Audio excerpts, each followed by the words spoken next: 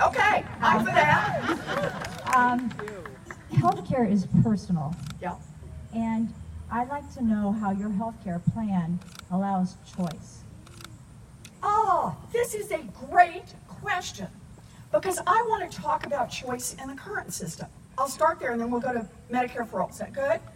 Okay, so I want to just talk right now about choice in our healthcare system. You've got all the choice you want if you're covered by private insurance, right? Right. Well, except for the part about you got to pay a copay, so if you don't have the money for a copay, you're kind of squeezed about seeing your doctor. Oh, or if that doctor is out of network, can't see that one, right? Or your doctor says you need to see that specialist. Nope.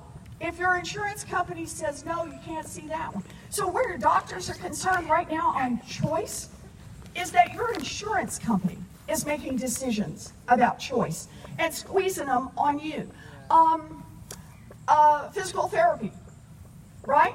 You need physical therapy, your insurance company will cover it, right? For 4 rounds, 6 rounds. And if you need more, you got a choice. You can pay for it yourself or you can just keep hurting, right? And prescription drugs. Oh yeah, choice is working great there right now in the system, right? What kind of co-pays do you pay? And what if your doctor says, I want you to have this drug? Your insurance company says, no, I'm sorry, we're not going to do that anymore. So think about it this way. The insurance company business model is to suck in as much as they can in premiums. Anybody had their premiums go up maybe in the last year, 2 years, 3 years? Yeah. Suck in as much as they can in premiums and then say no as often as they can in paying out. Last year alone, insurance companies in America made $23 billion in profits. And every one of those dollars was made by some insurance company employees saying no. No. No, no, no, no, no. In fact, I am told that some insurance companies actually give bonuses to the employees who say no the most.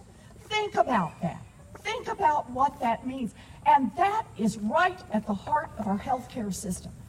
And I'm not even counting what we are spending right now on, I don't know about you, but I go see my doctor, 2 doctors in there together, and 6 people who are filling out insurance forms and fighting with insurance companies and trying to get the insurance company to agree to this or that or the other, right? How many people I talk to are dealing with serious illness where they got to have someone who gets on the phone and fights with the insurance company, somebody who spends hours fighting with the insurance company.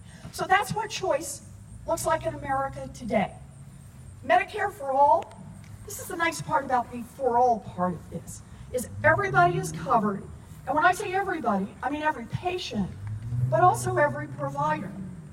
So you rather go to that doctor instead of that doctor? Fine, they're all covered. What Medicare for All is about who the bill goes to. But the choice is there. Your doctor says that's the prescription you need, then you get that prescription filled. That's the heart of what this is about. And I want to make one more pitch, particularly here in Iowa. And that is, it goes past the state government. This is an obligation from the federal government directly to you, and to you, and to you. Just like your Social Security. It's straight to you. It's not about a state government that then opts out and says we're not going to cover people, or we're only going to cover them a certain amount, or we're going to squeeze our hospitals. It's not any part of that. So the way I see it is that Medicare for All is about expanding the choice available to anyone who gets sick, to anyone who's trying to take care of someone they love who gets sick. And now I'm just going to pitch in one more because somebody asked me to do this the next time I talk about Medicare for All. It's also about people being able to retire from their jobs before their Medicare age. Oh, we got some folks who would like to do that, but you can't give up your health insurance. People who'd like to be able to start their own businesses, but can't afford to leave the company where they're tied on their insurance.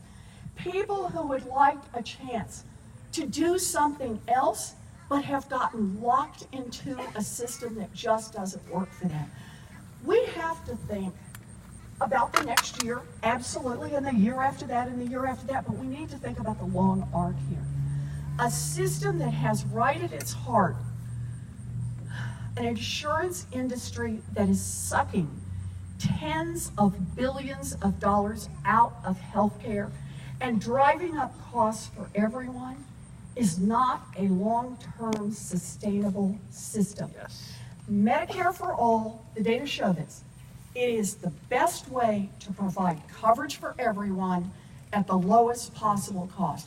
And if you believe, like I do, that healthcare is a basic human right, and we fight for basic human rights, then the best we've got is Medicare for all. So that's where I am on this.